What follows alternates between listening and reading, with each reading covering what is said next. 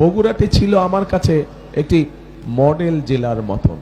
কারণ একটি মডেল জেলার মতন কারণ আমি সবসময় চিন্তা করতাম যে বাংলাদেশের আর 63 জেলাকে কিভাবে কোনোদিন যদি আল্লাহ সুযোগ দেয়, কোনোদিন যদি আল্লাহ রহমত দেয়, তাহলে ওই 63 জেলাতে বাকি যে 63টা জেলা আছে বগুড়া বাদ দিয়ে, সেই 63 জেলাকে কিভাবে সাজাবো, এই কাজগুলো আমি বগুড়ায় করতাম। যে বেসিক মানুষের একটি জেলার মৌলিক যে প্রয়োজনগুলো, সেই মৌলিক প্রয়োজনগুলো ধীরে ধীরে আমরা বগুড়ায় তৈরি করেছিলাম।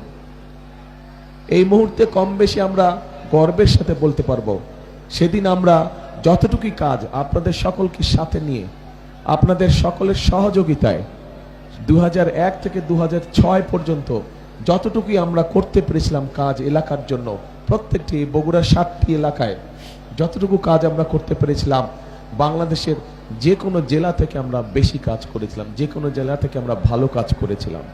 এবং সেজন্যই আমি এটাকে মডেল জেলা বলে থাকি। এটি আমার নিজের কাছে মডেল, কারণ এই জেলায় একটি মানুষের, সে যেই শ্রেণীরই মানুষ হোক না কেন, মোটামুটি যা কিছু প্রয়োজন চলার জন্য সবকিছু কিন্তু বগুড়া শহরে আছে।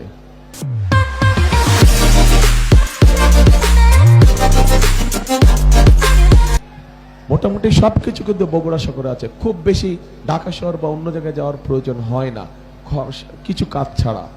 কিন্তু অনেক জেলায় আছে কিছু হলেই তাদেরকে চলে যেতে হয় ঢাকায়।